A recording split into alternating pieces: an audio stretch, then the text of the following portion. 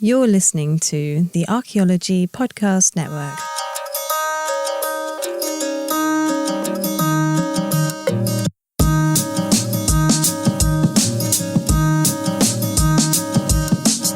Hello everyone, and welcome to another episode of Archaeoanimals, the show all about zooarchaeology. This is episode 61, Lactose Intolerance Beware, the Zooarchaeology of Dairy.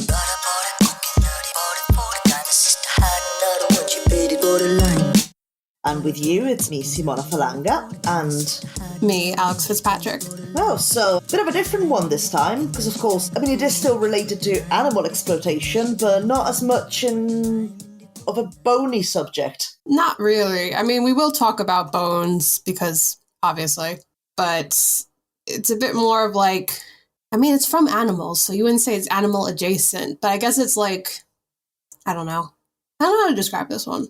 But it still ties in with zooarchaeology because it does pertain sort of animal exploitation and is something that, as you'll find out, we can learn more by looking at the bones as well, and not necessarily about whether you do or do not get milk residue.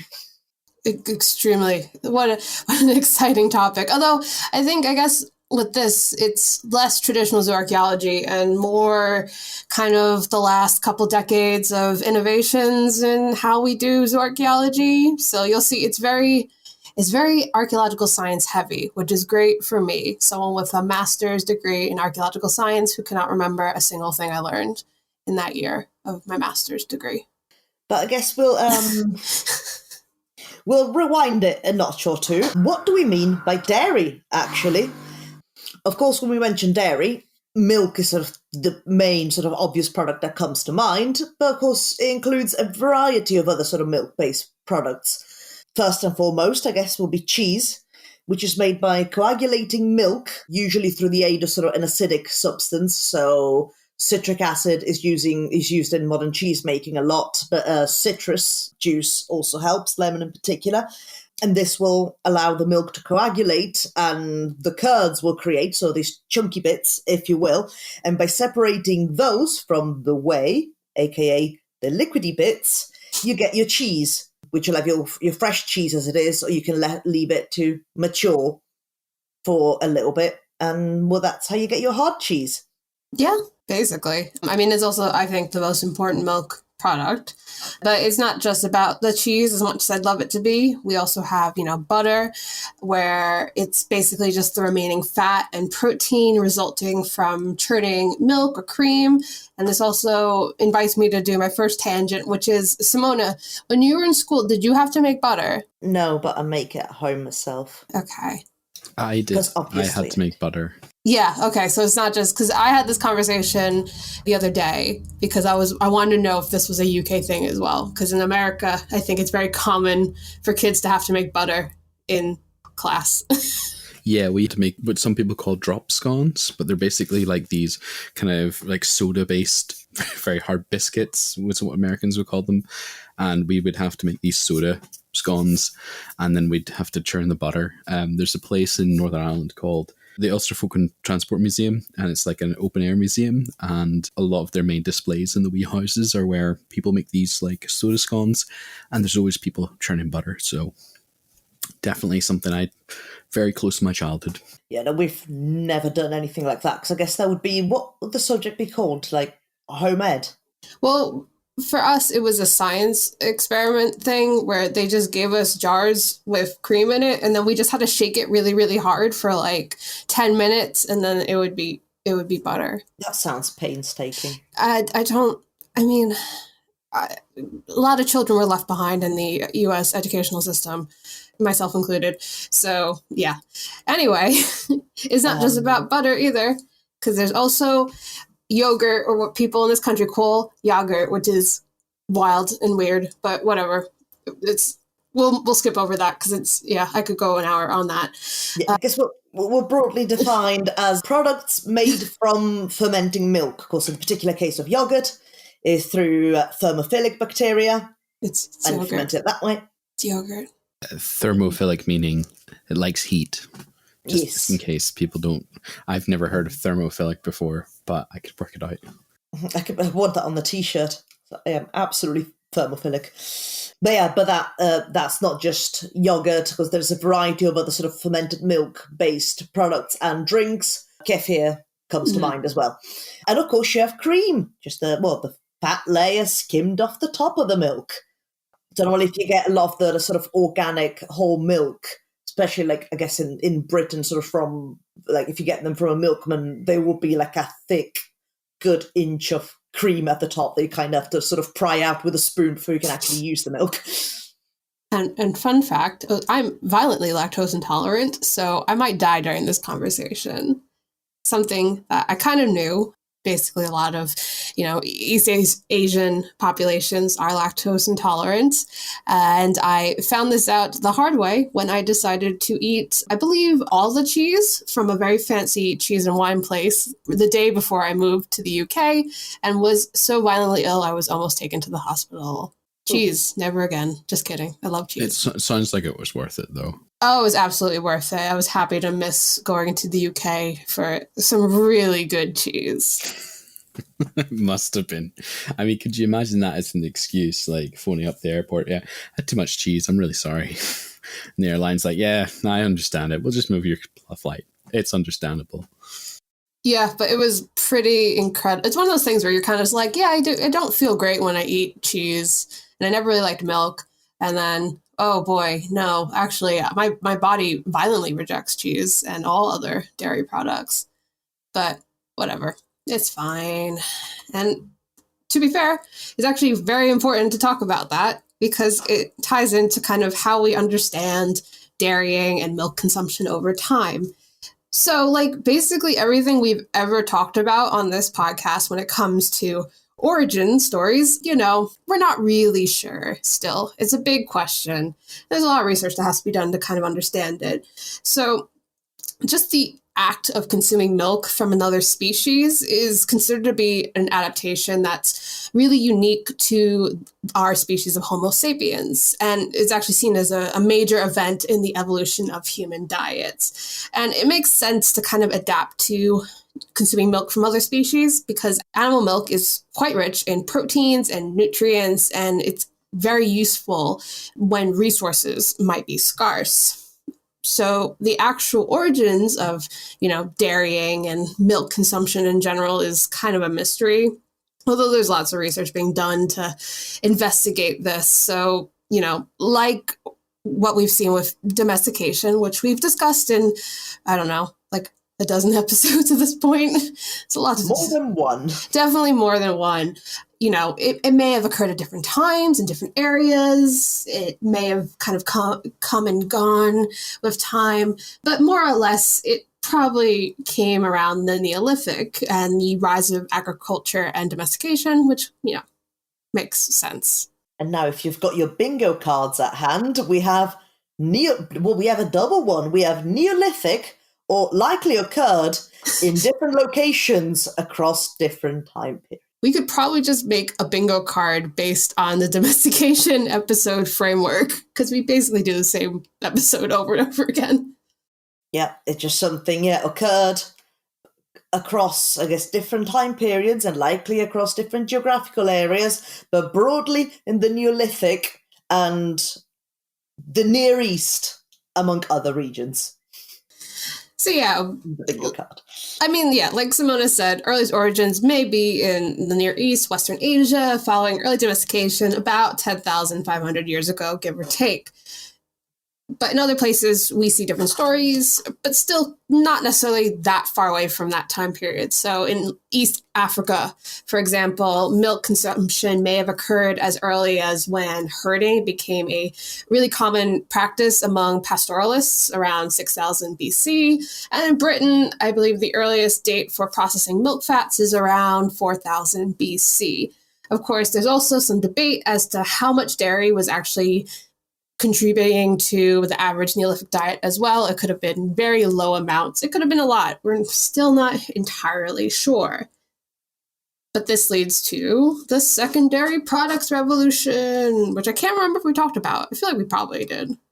Not entirely sure we did, Because it's kind of a big thing in Zooarch. At least it's like a big theory. So probably we're kind of talking about the theory itself. So in 1981, Andrew Sherritt proposed this model called the secondary products revolution, where you have your early domesticated species, which are basically your sheep, your goat, your cattle, were mainly domesticated for primary products. So their meat, their skins and hides, and their bones, but eventually become more intensively exploited for their secondary products. So physical labor, so being a beast of burden, doing traction and plowing, their wool and milk, obviously. So this happens later on, much later after domestication first happens, and it spreads across from Western Asia and Northern Africa. So secondary products had a massive impact on agriculture. It meant that animals didn't have to just be outright slaughtered for their products. We could use them to do labor, to intensify and spread agricultural work, and ultimately reduce the difficulty of farming for humans. And it's overall kind of accepted by most archaeologists, but there's still kind of bits of critique here and there as to its use as like a broad model, especially as there are still some evidence of secondary products that kind of predate where the secondary products revolution may have occurred. So it may or may not be as cut and dry as this, although it does make sense for the most part. I guess sort of over time, moving from the secondary products revolution, I mean, I guess, again, it's one of those things that is widely dependent on the region, but you do tend to see sort of a fluctuation between what were sort of the most common secondary products that were produced for livestock, leading all the way up to, well, you know, sort of into the Iron Age and the Roman period, and into the early medieval period, where farms tended to be sort of fairly small and self-sufficient for the most part, at least in Britain, where the sort of the general sort of the your usual suspects of domesticates will be kept. But of course, over time, as we go sort of later into the medieval period and the post-medieval period, growing urbanization meant more reliance on farms to support these new populations, especially with the establishment, again, of sort of larger towns and cities in the medieval period, resulting then in more centralized and efficient productions of dairy and meat from cows, in this specific example. This was also influenced by the increased use of horses on farms for ploughing and traction, leaving then sort of freeing up cattle to be used elsewhere. And milk, and the production thereof in particular, became more important for cattle sort of after around sort of the mid-7th century, which can be seen in the zooarchaeological record as well as based on mortality profile. And now we've discussed mortality profiles a few times before, definitely in a bunch of episodes. Say you got your assemblage of animal bones, and you look sort of out of the ageable, so the ageable mandibles, the ageable elements, and so you draw up sort of what your ages are sort of for that assemblage, and from that you can establish a mortality profile. So say in the case of dairy, you'll find a lot of the offspring or cattle being slaughtered quite early on, so then the milk could be kept and actually used as a secondary product. Yeah.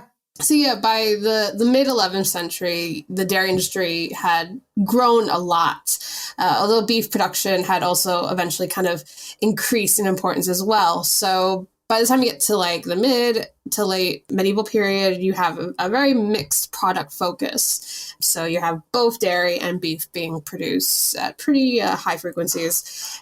And you can even see the importance of cattle overall reflected in historical texts around this time, especially when it comes to cattle theft, which was considered a very serious crime starting with the 9th century. Now, lots of things happen, but we're going to skip right to kind of the industrial age, because that's probably where some of the most important innovations in how we use dairy and how we produce kind of dairy products happened.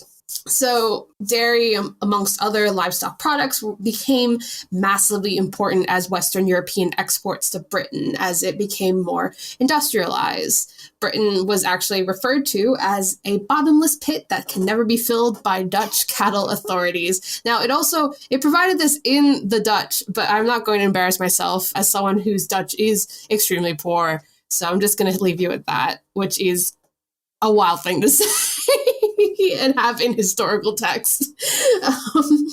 But yeah. Also, what does a Dutch cattle authority do? They just oversee cattle. Yeah, I mean, there were like books that were cited and stuff in the paper I was reading about this. So there's a plethora of texts on this. So if for Dutch cattle enthusiasts, go for it, you know?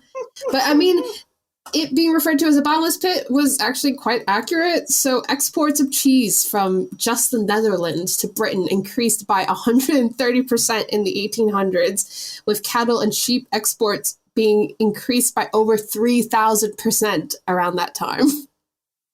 So big deal, dairy. And, you know, alongside all this, we start seeing kind of the mechanization of dairying. By the 1950s, you start seeing the introduction of new milking machines, although milk machines were around since about World War I.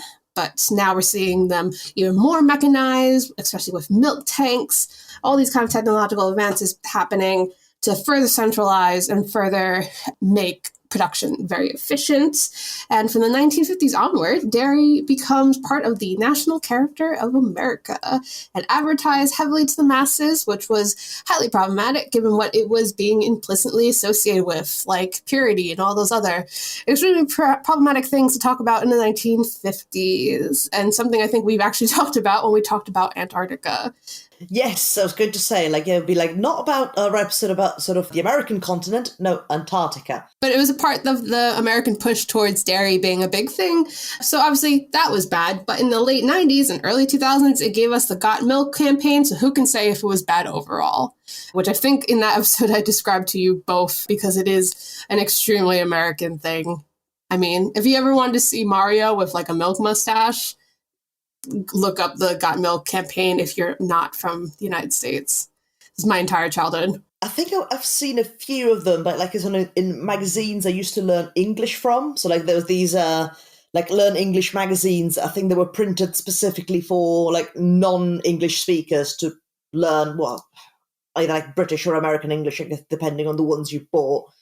But I think I've seen some of those in there. That makes sense. It was a big like push in educational like magazines and in schools. They were everywhere. Like it was absolutely everywhere, which was extremely alienating for someone who not only didn't like milk, but was from a particularly lactose intolerant population.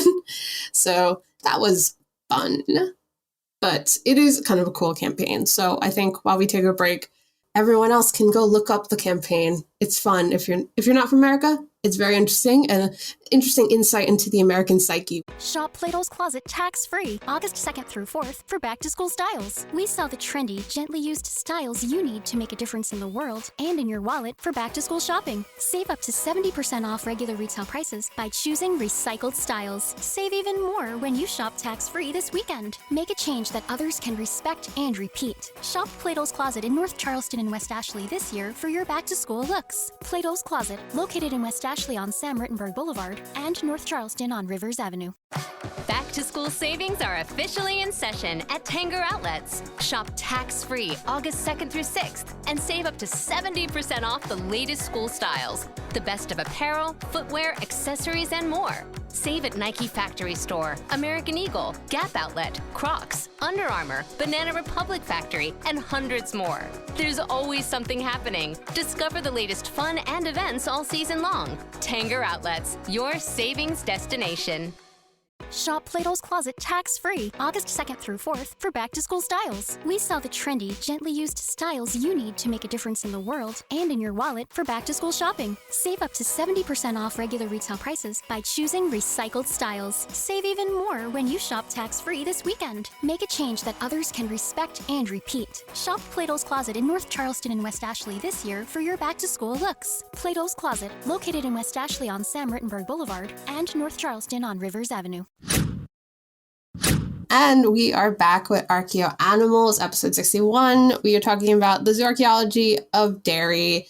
And now we're actually going to talk about the zooarchaeology of dairy because we kind of just spent the first part talking about like the whole history and what dairy was, all that kind of nonsense. But now we'll actually get to how do we find dairy zooarchaeologically and archaeologically. Like we said in the beginning, it's not really going to be a bone-heavy episode. although we can kind of use bones. So let's get to that part first. Basically, if you find cattle remains, there's probably a good chance milk was being consumed on the site. I mean, it's probably the most common, most important source of evidence for dairying, although sometimes circumstantial. I mean, if you look at kind of domestic sites across Europe during the late Neolithic to the early Bronze Age, you do see the number of cattle bones increase overall as far as numbers. However, of course, the presence of cattle doesn't entirely mean dairying, because obviously cows are used for a variety of other products too. Which takes us back to our mortality profiles, which I have very, very heavily hinted at in the last segment.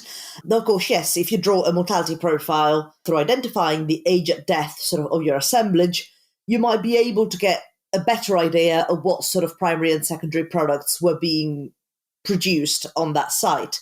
So a dairying herd, as again, a very heavily hinted at in a previous segment, will have a very specific looking profile, in as much you'll see the early culling of young individuals and the retention of the older ones. Because, of course, if all the milk that the cow is producing is going to the offspring, then, well, there's no milk for you.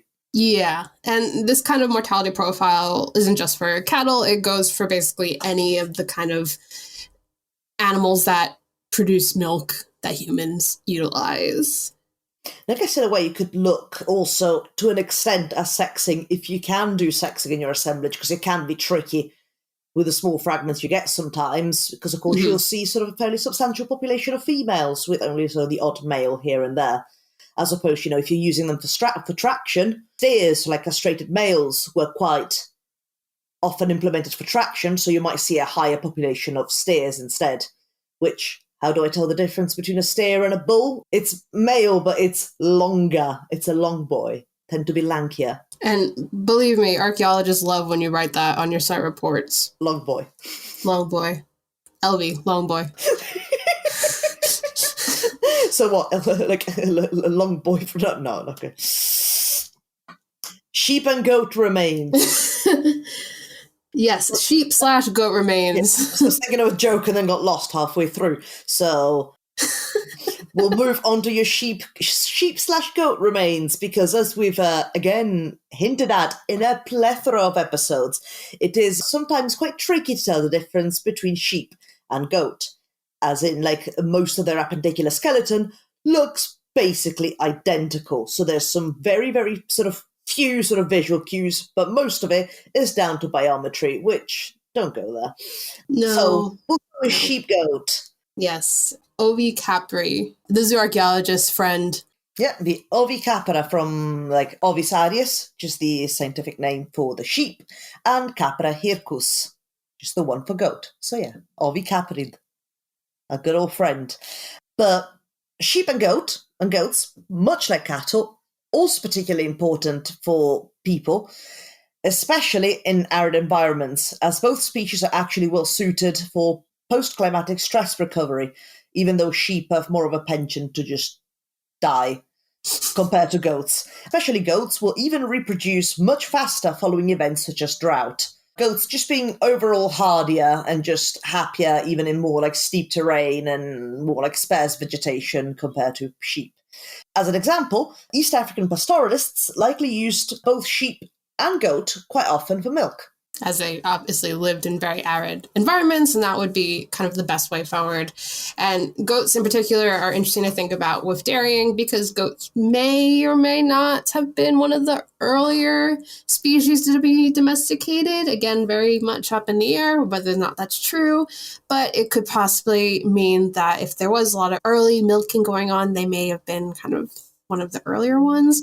Who knows? And I guess it'd also be a way to ease yourself into it, because isn't goat milk either like, does it have less lactose, or is it just generally just more digestible for people that are generally very unhappy with dairy? Yeah, I think it might be, which also kind of leads towards maybe that being, I mean, to be fair, we already can't tell like when the earliest milking was happening, let alone species, but I think you could probably put some money on goats maybe being one of the earlier ones over cattle. Although cattle, obviously, yeah. Maybe you try like cow's milk, be like, oh no, that's too much. I'm gonna work my way up. We'll start with goat. Just ease myself into this whole dairy thing. Someone's telling me it's good for me. This is beginner milk. We'll start with the beginner milk with goats, and we'll move to more advanced milk, which is cattle. Yes, another thing, so trace left on the bones that may indicate milking, and that is something that is new to me actually, is looking at metapodial thickness of sheep and goat. So like the cortical layer of the bone, so the outer layer of the metapodials, appear to thin due to large-scale milking activities.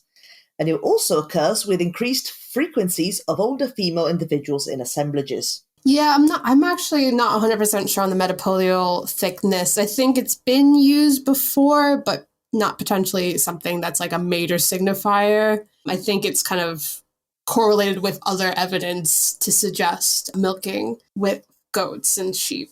Yeah, because also I would guess like thinning of bones isn't something that would generally happen to older individuals anyway. I think that might actually be the bigger signifier, but that was kind of what some research was doing, looking at. So I guess it was one characteristic out of a few to kind of identify populations that may have been used for milking.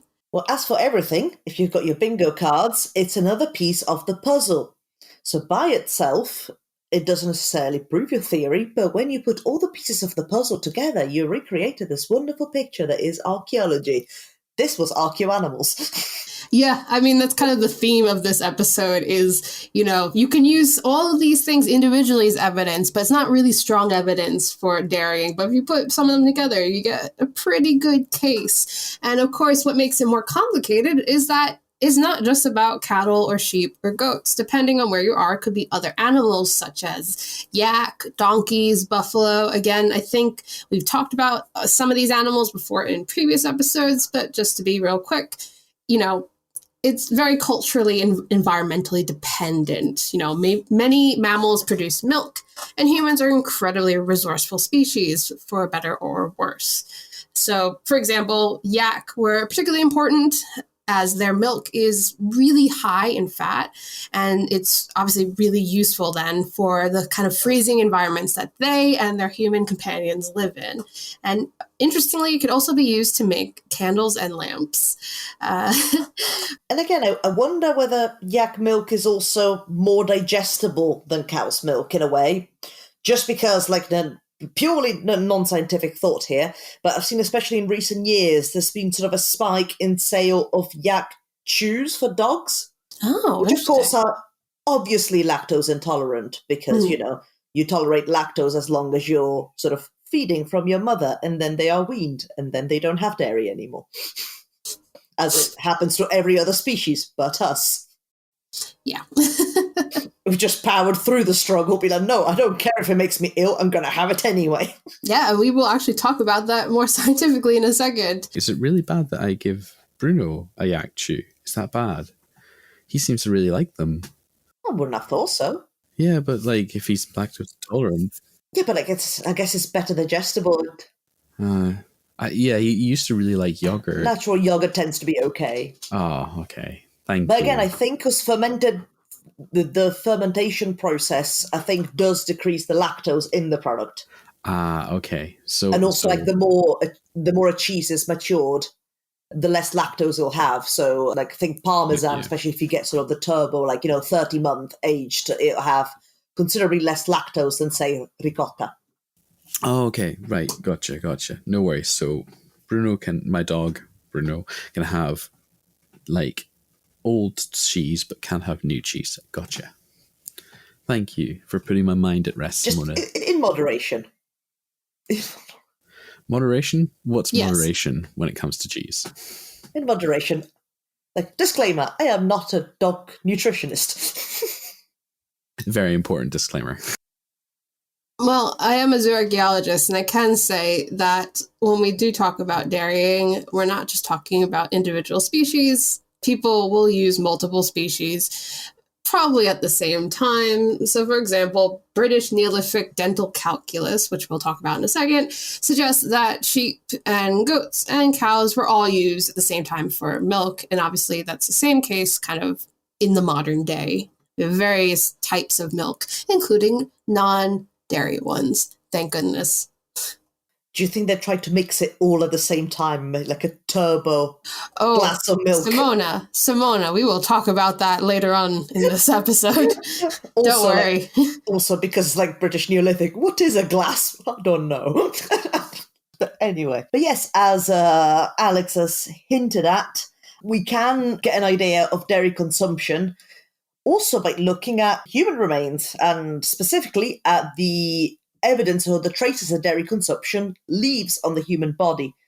The adaptation to dairy may have even driven an intensive selection for the gene adaptation of lactase persistence, so LP, which allows for lactose digestion by adults. But Alex was sadly not chosen for this adaptation. I'm not LP. I'm sadly not. To be fair, it's also something that's kind of relatively new as far as the research, and it's still being debated as there's now evidence for low LP being found in Neolithic populations that also have other evidence of dairying. So it could be that milk consumption back then was very low. It may have been processed in a way to remove lactose, like fermentation, or created into different cheeses. Or dairy may have been used in a non-consumptive way, which we will also discuss later on. Or all of those things. Who knows? Yeah, so research looking into the African origins of dairying used dairy proteins found in the dental calculus of human teeth. For the uninitiated, calculus is mineralized plaque. And they've used that data to identify regions that adapted early to consuming dairy.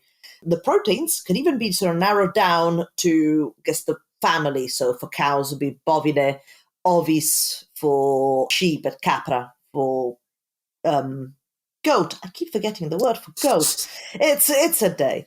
However, there's still some issues with species identification via calculus. For example, yak, our good old friend the yak, is particularly difficult to identify due to only differing from other bovine species by one single tryptic peptide. So yeah, glad I don't do that anymore. That seems annoying. I guess we looked at mortality profiles, we've looked at the dead animals, we've looked at the human remains, but there's also another way where you could sort of find evidence of dairy consumption or production, which is dairy-related artifacts, which is like most commonly will be in the form of a container used for holding dairy products. So normally these are made out of ceramic. There are sort of certain ceramic typologies which were created for use in dairying, most likely. So for example, in prehistoric Finland, corded-ware pottery likely aligns with subsistence practices and dairy consumption becoming normalized. You also get your good old cheese pots, for just what they're known as. It's perforated ceramic vessels used to strain cheese. So we have like the oldest example is from about 7,000 years ago in Poland, but you also find those throughout. Make sure you've got your bingo cards ready. Roman Britain. Lots of cheese pots, which I love to personally call colanders, because they also look like a colander. Yeah, you're right. But then which came first, the cheese strainer or the colander? Probably the cheese strainer. Yeah. So along with that, you get your regular bowls, which are associated with these strainers to kind of hold the whey that get separated. However, these kind of strainers or colanders can be tricky to identify, as may have also been used as sieves for other products like honey being separated from beeswax. And we also actually find artistic representations of dairying and milking as well. So in ancient Mesopotamia, we see various wall art that shows milking, and even dairy herds depicted on cylinder seals, including depictions of little milk vessels as well, which is really cool. I'm going to go on a very slight tangent, because you mentioned bowls that were associated with the strainers, which will be used to sort of capture the whey. You would do that because the whey is good to keep, because you can use it again and again and again. Because once you have your whey from cheese making, you can actually reuse that as the acidic substance to make more cheese. Oh, I didn't know that, but I'm not as crafty and handy as you are. Oh. And also, again, on a slight cheese tangent, like everyone's probably familiar with the cheese ricotta, which is actually named that way because it literally means cooked twice. Because then you have your cheese making, you get your curds, you make your cheese out of it. Now, if you get the whey and you heat it again, some more curds will form. That's your ricotta. Just literally cooked again. Now, probably the most important piece of dairy evidence, particularly in the last couple decades, I guess, is lipid analysis. And probably that's how most research today is basing their analysis of kind of dairying in the past. So residue from ceramics can be analyzed for lipids, which are molecules that are insoluble in water and includes fats, oils, and waxes. And then these can actually be further analyzed to distinguish fat origins, including dairy fats. Now, of course, this becomes a bit complicated depending on cultural norms. So, for example, early African pastoralists actually used gourds rather than ceramics to store milk. So you wouldn't really be able to use lipid analysis on that. And it's just extremely common way to kind of identify ceramics that were used for milk and for cheese making. Because like we said, from just looking at it with your eye, it may be difficult to differentiate ceramics based on what they were used for, but with lipid analysis, we can get a better idea of what was actually inside those ceramics.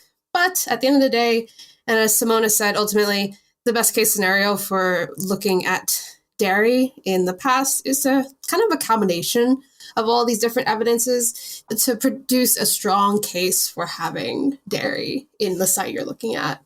And while we put together this puzzle, we will take a break. Back to school savings are officially in session at Tanger Outlets. Shop tax-free August 2nd through 6th and save up to 70% off the latest school styles. The best of apparel, footwear, accessories, and more. Save at Nike Factory Store, American Eagle, Gap Outlet, Crocs, Under Armour, Banana Republic Factory, and hundreds more. There's always something happening. Discover the latest fun and events all season long. Tanger Outlets, your savings destination. And we are back with Archaeo Animals, episode 61. We are talking about the zooarchaeology of dairy, and it's time for case studies, but it's more importantly time for bog butter.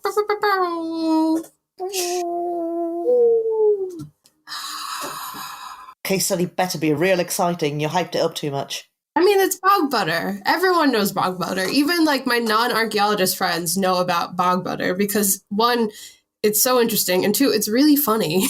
Like, I mean, we're specifically talking about Irish bog butter, but it is weirdly, and I had no idea about this, it is weirdly a really common occurrence in bogs found across Ireland and Scotland. To slightly kind of move back a bit, because I actually don't know if we've really talked about bogs on this show. I think we may have glanced on the subject of bogs. Because it's not really a zooarch thing, is it? It's more of a... No, you tend to associate it with human remains and sort of bog bodies and such. Yeah. So bogs are, especially for people who may be in areas where bogs aren't really a thing, they are ultimately extremely handy environments for archaeologists due to their very unique physical and chemical composition, which aids in preservation. And that's how you get bog bodies, which are probably the most well-known, besides the butter, kind of product of bogs. It preserves organic materials so well that, we have some incredible human remains from, the later prehistoric that are still quite well preserved because of the bogs. But also, my first question is, how much do you think bog butter stinks? I mean, yeah, probably bad. Because waterlogged deposits stink. Yes. as someone who has dealt with what I've talked on this podcast before, because someone made some fantastic fan art of it, Cheesy Bone, which is just... Forgot about Cheesy Bone. I know. We are returning to Cheesy Bone, which makes sense because we are talking about dairy, which has nothing to do with dairy. It's just waterlogged bone that we just always referred to as Cheesy Bone on site because it just crumbles when you touch it because it's so waterlogged. It's horrific. Oh. So you'd think sort of like the anaerobic conditions was sort of like make it sort of very, very, not stable necessarily, but... Oh, yeah, no, this was... Well, the site I worked on was weird. It was caves. Caves and water aren't as good of a... Unfortunately, I did not work in a bog, which would have been cool. Instead, I had to face my fear of claustrophobia and sit in a cave. I think what I find, like in my experience with waterlogged bones, that it goes black. Well, yeah. But not charred black. Just, yeah. Uncharred, but still black. I mean, in general, though, bone smells like if anyone's ever had to drill into bone, and to be honest, if you've gone to the dentist and had to get work done, you know what bone smells like, and it's disgusting. And so are waterlogged deposits. Just a good handy tip. How do I tell if this is waterlogged? Does it stink? Probably. Is it wet? Also, probably. I mean, yes, but it could also be water lane, which doesn't necessarily make it waterlogged. But semantics, bog butter. Bog butter. So yeah, weirdly common occurrence. In my tiny little brain, I was like, bog butter has been found like once or twice, right? No, there has been at least 500 bog butters found in Ireland alone. That is 500 bog butters you could eat, folks. You could have a delicious meal. Right, please, as a disclaimer here, please don't eat the bog butter. We do not know what the effects are, okay? We cannot guarantee it's safe, okay? Now, as somebody who's the representative of the country of bog butter, obviously very, very important, but yeah, it has to be treated with respect. You must respect the butter. You want to eat the butter? What are you talking about? I do want to eat the butter really badly. But like respectfully. Now you're talking about the cheesy bones. And I'm like, right, why do we have cheesy bones and bog butter? And like, what's the bread? You know what I mean? You're making a sandwich in my mind. Well, all these stuff. That's the thing when I was saying that I feel like bog butter is become kind of like a meme outside of archaeology because I've seen people talk about wanting to take like the bread that's been preserved in like Pompeii and slather it with the bog butter. Yeah. But baby, you got a meal going there. Isn't that just the thing with people in general, that they just want to eat everything? Because I've heard that with like sort of preserved mammoth meat in the tundra, and people wanted to eat that. Pretty sure I read an article, I think that someone wanted to like drink, I think it's like some sarcophagi that were uncovered in Egypt, yes. And someone wanted to have the sort of the liquid that was oozing out. Like, you know, like you just name something. There's someone out there that wants to eat it. Yeah, and that's why the human species is a fascinating species, and it's a miracle every day that we have not made ourselves extinct. Anyway, bog butter. So the earliest bog butter is from the early Bronze Age. So that's like your oldest vintage butter that you could eat if, say, you'd like to eat the bog butter. And it's actually found in a variety of contexts. So you have different types of bog butter to select in your meal. Sometimes it's found in baskets or other kind of wooden containers. Sometimes it's wrapped in bark or even animal tissue. Or sometimes it's just what I refer to as nude. Someone just plopped the butter down into the bog. I mean, we'll delve more into it further, but I'm just picturing just someone at some point in 3000 BC just keep like losing their butters into the bog. And you're like, oh no. I can't hold all these butters. They're just like spilling over. Oh, please, can someone make fan art? Suddenly it's like, oh, another one. I mean, okay. But honestly, from an archaeological point of view, like, either people keep accidentally dropping the butter because they keep squeezing it upside their hand, or they're putting it there on purpose. But I really like the idea that they're like squeezing the butter and it just like comes out like a bar of soap. Or there was a butter delivery service, right? and the delivery boy would just get paid up front. So it's like, I can't, like sort of like the ones that now sort of deliver newspapers. I can't be bothered to deliver all of these. So just pop them in the bog. What would be called like bog or boo? Oh, sorry, I've lost your butter on transit. I was going past this bog. I slipped on the bog butter that was already there. Okay, so, we're done. Well, this is a fascinating theory. A fascinating theory for why bog butter exists. This is archaeology in practice, guys. We're doing science here.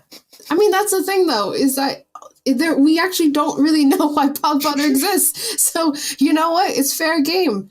I mean, for normal people, their normal theories for bog butter includes the fact that it was used as storage for enhancing the flavor. Or, and this is what I like to think about, ritual reasons. I like to imagine that we like worshipped squirrels in the past and we saw them burying nuts in the ground. We were like, the squirrels have something here. I think they're on something. So yeah, bogs, as funny as they are, they actually are kind of really useful for storage, even though it is funny to think about people just losing their butters in the bog. So with storage, bogs are basically just natural fridges based on the way they're chemically composed. The environment that the chemical composition of bogs creates is very cool and anaerobic and high acidity. So you could basically put some butter there and it would be okay. And also butter was actually quite valuable. So you would want to keep them safe in a bog so that the bog boy doesn't steal your butter. Right. Keep it secret. Keep it safe. It's the goblin of the boglin. I want to reiterate that the theories I'm talking about come from academic texts. I didn't make these up. Ooh, boglin. Oh God. So they're actually, speaking of texts, there are actually historical texts that suggest that bog butter was traditionally known for being better tasting than fresh butter. I meant to write butter, but I wrote bog. So bog was really on the mind. It's starting to look like not a word. But yeah. I guess it must have boggled the mind. Oh, go away. Oh, we're getting bogged down. Come on. No. Oh God. Save us, Alex. I can't believe I have to save this podcast. That's how you know how bad it's gotten.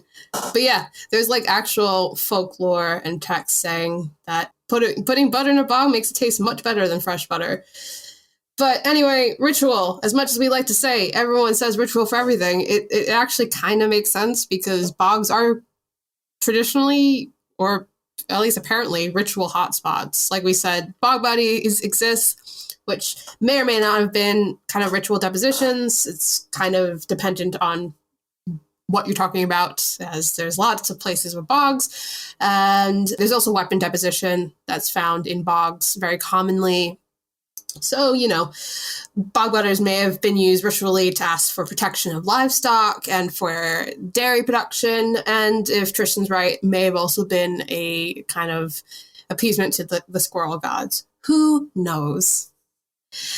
So, of course, I looked up what bog butter tastes like because I was like, someone's had to have eaten one, right? Like I would have done it. If I was the archaeologist who found the bog butter, I would have absolutely eaten it and then I would have died. And it would have been worth it. It's fine. So there have been some cases of people allegedly trying bog butter, although I think it's more likely people who have attempted to make their own bog butter. So not as old. So some choice words I've seen have been funky, putrid, pungent, and my favorite is Parmesan-like. Disclaimer, please do not eat the archaeology. So kind of going back to another thing that Simona mentioned before, what animals were these butters made of? So DNA identification of species has been, unsurprisingly, very difficult and only kind of recently been accomplished, with sheep and goat and cattle being identified among various samples. But there's also some samples where sheep and goat milk were potentially blended together to make butter. So on one hand, if we're thinking about it on a ritual perspective, that kind of makes sense. You want protection for all your animals. You'll put all of their milk products into one thing. But it could have also been attempts by smaller farms to, utilize all the resources they had into making butter, which was so valuable. And there, we have finished the bog butter. Is everyone okay now? Have we all settled down? I think so. It's okay. I won't continue this. I think we've milked it enough. I will turn this podcast around if we won't all behave. When did I become the voice of reason? You're not my real mom. Forgive me for making this podcast more cheesy than it already is. Boo! Boo the man. Bog. I hope everyone who's listening to this podcast is out loud booing the man for ruining my podcast. Cheese. We're going to cheese. Yes, we will move swiftly, and literally swiftly, because most of our time has been taken up by the squirrel gods and the bog boy delivering butter. Right, our second case study is about cheese making in Neolithic Europe. Now, cheese is not only very important to late night snackers such as Alex and myself, Yes. but was also an important innovation to preserve and transport milk, as well as make it more digestible. That is, if the delivery boy doesn't drop it all into a bog. Now, perforated pottery, identified as linear pottery from Central Europe, has been potentially identified as cheese strainers. Again, the cheese pots that we discussed in the earlier segment of this episode, where you have these ceramic vessels which have holes in the bottom. It's a colander. This is correlated with the fact that the linear pottery culture occurs during early domestication, a nearby archaeological context with milk-bearing animal remains. This theory has, however, been pushed back somewhat due to the lack of evidence for specifically milk on the pottery, through lipid analysis and some of the other processes, which, again, we discussed in a previous segment, as perforated pottery and sieves can also be used for a variety of non-milk products as well. Alex mentioned honey and beeswax, but also beer. They could also be used as flame covers. So, no lipid analysis, no party, in a way. Researchers were, however, able to identify dairy fat residues on linear pottery, providing evidence that some pottery was used to process milk between 5,200 and 4,800 BCE. Because of the presence of this perforated pottery, it was determined that this was likely used for cheese making rather than any other form of dairying processing. What was interesting about it is that the residue analysis was also able to differentiate certain pieces of pottery from others with regards to potential uses for cooking and straining. So, for example, some pots had evidence of it being heated to higher temperatures, hence used for cooking, while some flasks had evidence of beeswax, which would have likely been flaked for honey storage. Though, incidentally, the beeswax may have also been used to waterproof some of the sieves, so the plot thickens somewhat. On the overall, the swiftest case study in the history of archaeoanimals is a very good illustration of having multiple sources that you can use as evidence for dairying on a particular site or time period. Also, cheese is great, even if it may or may not kill Alex. Cheese is amazing, and I wish I could spend more time on cheese, but unfortunately the bog boy has taken most of our time. What about bog cheese? I was thinking about that. Bog parmesan. Well, it kind of already exists. The butter apparently tastes like that. I should also point out that the report that I read, it was like a news article about the person who said it tasted like Parmesan. The person was like, it tastes like Parmesan. And then the person that was interviewing him was like, oh, so like in a good way. And the guy was like, well, the enzyme that makes that Parmesan taste is also like the one that's found in vomit. So I think that really sums up the dichotomy of bog butter. So that's cool. Anyway. The most important thing I want to impress upon the listeners is that bog butter is a weirdly common occurrence. So if you have a bog nearby, why don't you go take a big net and fish around? There's probably like a decent chance you might find some butter. And I can't say what to do with it afterwards, but just saying, it's in your hands then. I'm not liable for what happens afterwards. But let us know what it may or may not taste like. And you can do that because we are on Twitter at Archaeoanimals. We are also obviously on the Archaeology Podcast Network website and wherever you get your podcasts, where you can like, subscribe, follow us. You can leave us a nice review saying that you would love for us to never speak about bog butter again. Or an all bog butter episode. Oh, no. I mean, I don't know if you want to make a completely unlistenable episode, but... No, we have to make the bog cast. Like a whole podcast about bogs. Oh, God, I can hear it now. Today's episode on Bogcast. Anyway, this has been Alex Fitzpatrick. Simona Falanga. The only And adult in the room. Mr. Bog Boy. Oh, gosh. Don't even bother to tune in next time. Thank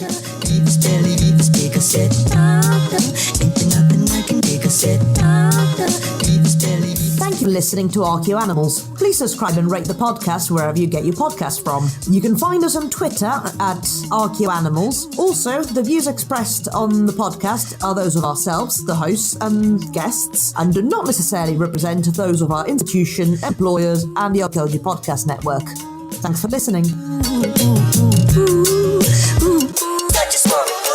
This episode was produced by Chris Webster from his RV traveling the United States, Tristan Boyle in Scotland, DigTech LLC, Culturo Media, and the Archaeology Podcast Network, and was edited by Laura Johnson. This has been a presentation of the Archaeology Podcast Network. Visit us on the web for show notes and other podcasts at www.archpodnet.com. Contact us at chris@archaeologypodcastnetwork.com.